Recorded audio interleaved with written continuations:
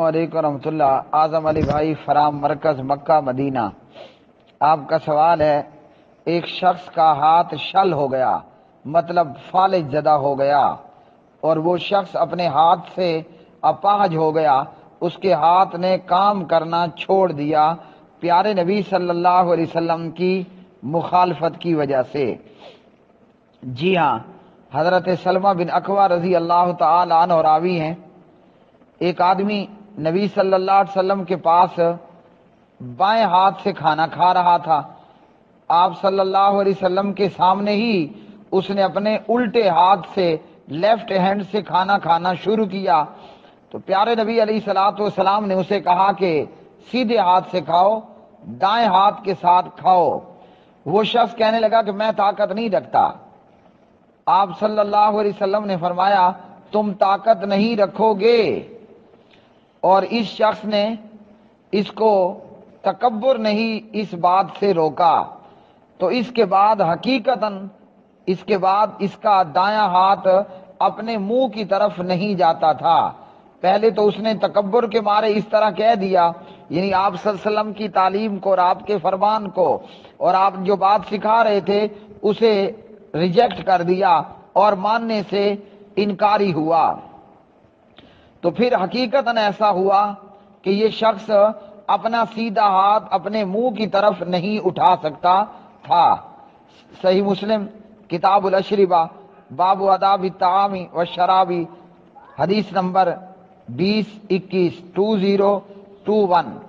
تو اس حدیث سے معلوم ہوا کہ پیارے نبی علیہ الصلوۃ والسلام کی اطاعت کرنی چاہیے اور آپ کی نافرمانی نہیں کرنی چاہیے۔ اور نبی علیہ السلام نے اپنی حدیث کے اندر ہمیں یہ بھی بتایا کہ بسم اللہ پڑھ کے کھانا ہے، نمبر 1، نمبر 2 یہ سیدھے ہاتھ سے کھانا ہے، اور نمبر 3 یہ کہ اپنے سامنے سے کھانا ہے۔ سیدھے ہاتھ سے کھانا ہے، بسم اللہ پڑھ کے کھانا ہے، اور اپنے سامنے سے کھانا ہے۔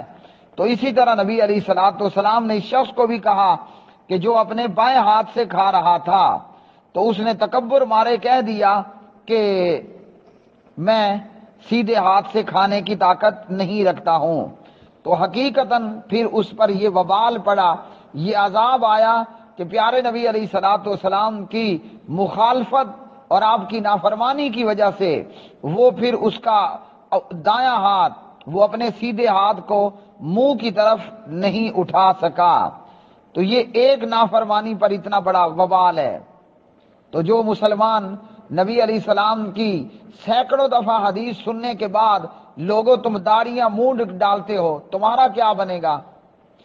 قرآن کی آیات کو سینکڑوں دفعہ اور نبی علیہ السلام کی تعلیمات کو جان کر پڑھ کر سن کر پھر بھی تم سودی لین دین اور معاملات کرتے ہو، تمہارا کیا بنے گا؟ اللہ تعالیٰ ہم سب کو گناہوں سے بچنے اور باز رہنے کی توفیق عطا فرمائے۔ اور وہ جو نبی علیہ السلام کو پشت کر لیتے ہیں، کیا مطلب؟ آپ کی نافرمانی کرتے ہیں، آپ کی احادیث طیبہ کو چھوڑ دیتے ہیں اور خود ساختہ بے ساختہ گڑنتو تقلید کے راستے کو اور تقلید کی راہ کو اختیار کر لیتے ہیں، تمہارا کیا بنے گا؟ اس لیے صحیح بخاری کی ایک روایت میں نبی علیہ السلام نے بڑی ہی خوفناک وعید ہمیں سنائی، جس سے اللہ ہم سب کو بچا لے اور اللہ تعالی ہم سب کو اس سے محفوظ رکھے۔ وہ کیا ہے؟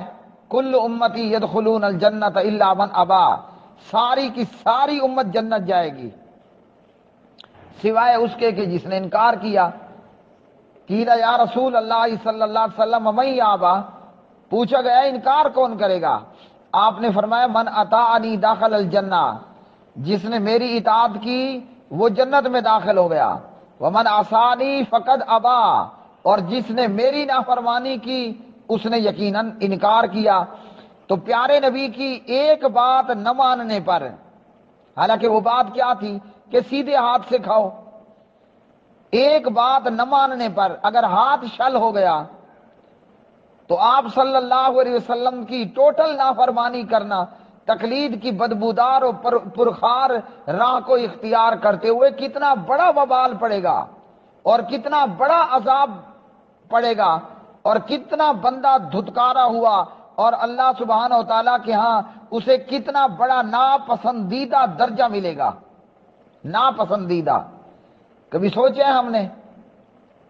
ہم کہتے ہیں کہ جناب کوئی نہیں، برادری کو خوش کرنا ہے، اب خاندان کو، کنبے قبیلے کو، رشتہ داروں محلے داروں کو خوش کرنا ہے، شادی ہے تو ڈول باجا میوزک لگا لو۔ تمہیں اندازہ ہے کہ تم یہ کام کر کے نبی علیہ السلام کی نافرمانی کر رہے ہو، اور آپ کی نافرمانی پر ہاتھ شل ہو گیا تو ہمارا کیا بنے گا؟ اسی طرح کوئی مر گیا تو تیجا چلیسواں اور کل اور برسیاں ہو رہی ہیں کہ جناب برادری کے لوگ ناراض نہ ہوں۔ تو اللہ کے رسول کی نافرمانی کرنے پر اس شخص کا ہاتھ شل ہو گیا، اور ہمارے کرتوت تو ایسے ہیں کہ ہم تو پورے کے پورے فالج زدہ کر دیے جائیں، نعوذ باللہ من ذالک۔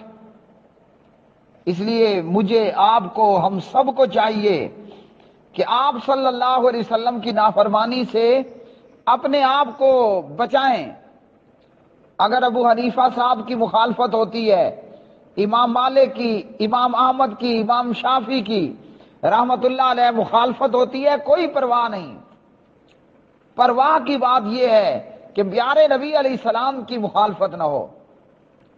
اگر نبی علیہ السلام کی نافرمانی ہوئی تو یہ ہے ہمارے لیے وعید کہ آپ کی نافرمانی کرنے کی وجہ سے، آپ کی بات نہ ماننے کی وجہ سے اس شخص کا ہاتھ حقیقتاً شل اور فالج زدہ ہو گیا، اور وہ پھر اپنے ہاتھ کو اپنے منہ کی طرف نہیں اٹھا سکا۔ اللہ رب العالمین ہم سب کو نافرمانی کی بجائے اطاعت کی راہ اختیار کرنے کی توفیق عطا فرمائے۔ اللہ تعالی ہمیں کوفے کی راہ کی بجائے مدینہ طیبہ کی طرف گامزن ہونے کی توفیق عطا فرمائے۔